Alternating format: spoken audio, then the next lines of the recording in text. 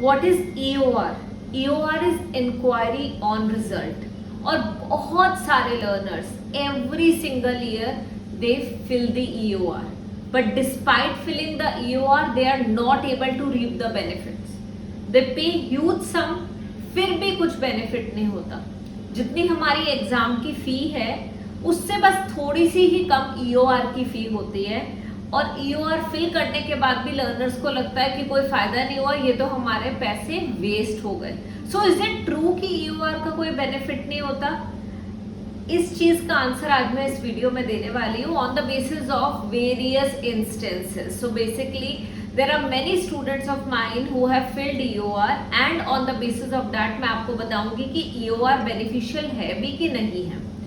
Hello everyone, I am Sonam Sandhu from IELTS Made Easy, and in this session we are going to discuss one important aspect of IELTS exam. Now that you all know कि IELTS examination in India is only taken care of by IDP. Earlier, IDP and British Council, they both were the co-partners of IELTS exam. But now in India, IDP only has the authority to take the IELTS exam. So basically to give the IELTS exam to all the learners. So now है क्या ये चीज?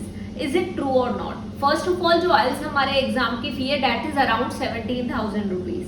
जो हमारी EOR की फी है that is around 12,000 rupees. Okay, सो आप ये मान के चलो जब हम EOR फिल करते हैं तो चाहे आप एक एग्जाम का EOR फिल करो चाहे आप 4 का फिल करो, fee is same only, be it 1 be it 4.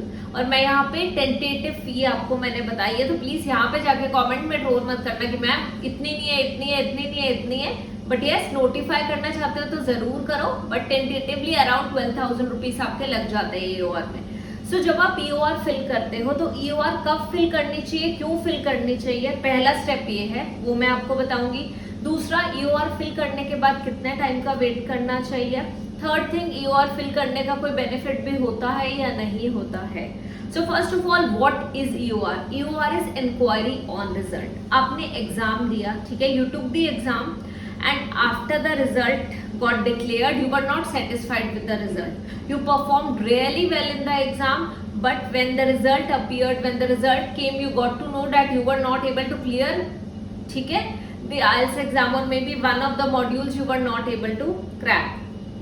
So अब आपको लगता है कि I am not able to do this. I am pretty sure कि मैंने बहुत अच्छा एग्जाम हुआ था मेरा, मैंने बहुत अच्छे से ये पर्टिकुलर मॉड्यूल अटेम्प्ट करा था, बट स्टिल मुझे स्कोर नहीं मिला.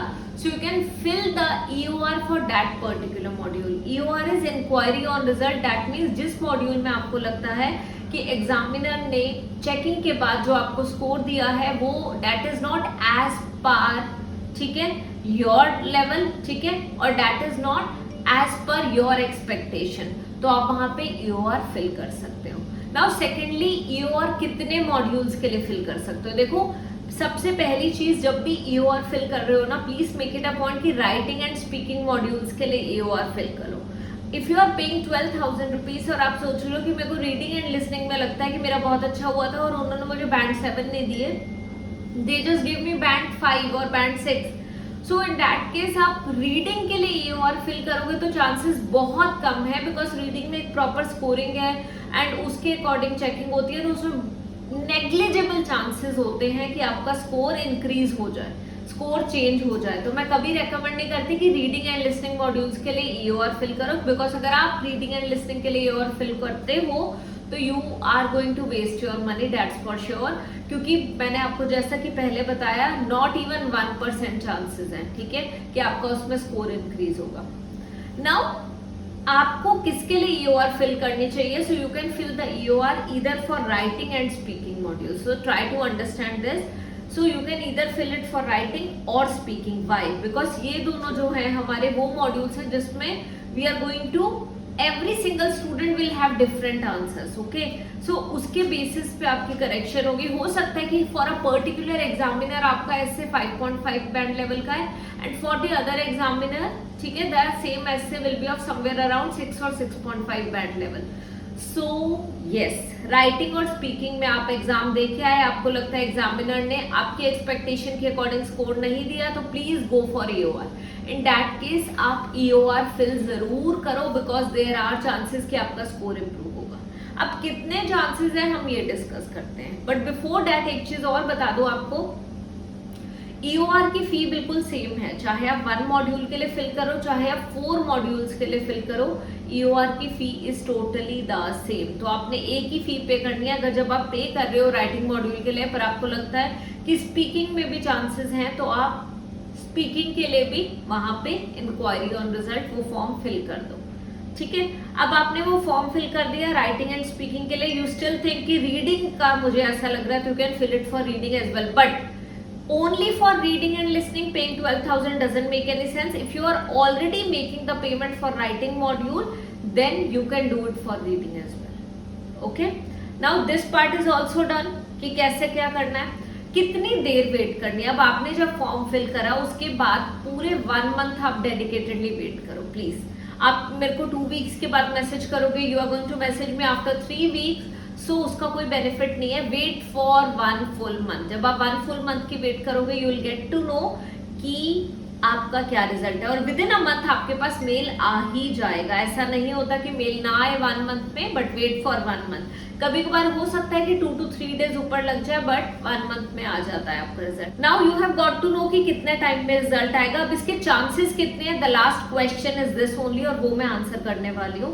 बट अगर आपको लग रहा है कि अभी तक मैंने जो भी इस वीडियो में बताया वो मैंने अच्छे से एक्सप्लेन करा, आपको हर एक चीज समझ आई है, so please subscribe to our YouTube channel.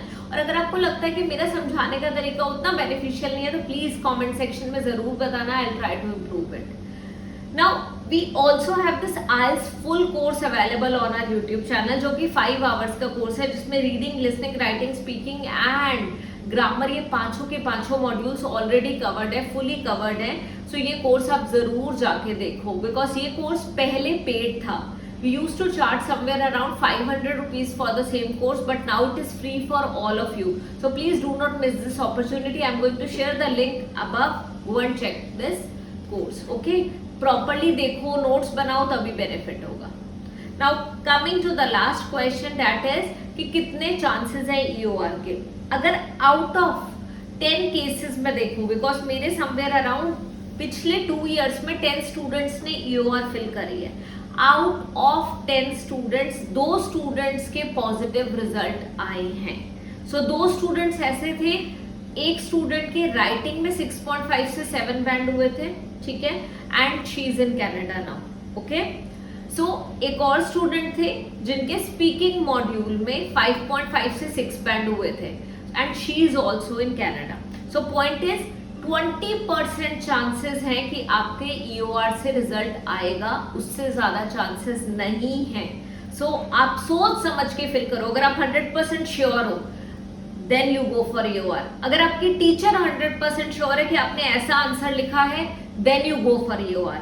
अगर आपको राइटिंग मॉड्यूल के लिए EOR फिल करनी है तो वो सेम ऐसे, उसी तरीके का ऐसे, बिल्कुल सिमिलर मैनर में, just after the exam write it down and share it with your teacher. Ask your teacher to give you the feedback. अगर आपकी टीचर को भी लगता है that you have written it pretty well, okay, and you were not able to score band 7, then you go for EOR. So definitely in such cases you should go for EOR. That's all for today's video. If you want me to create a video on some other topic which is puzzling you a lot, so you can let me know in the comment section. Until then, bye bye and Sat Shri Akal.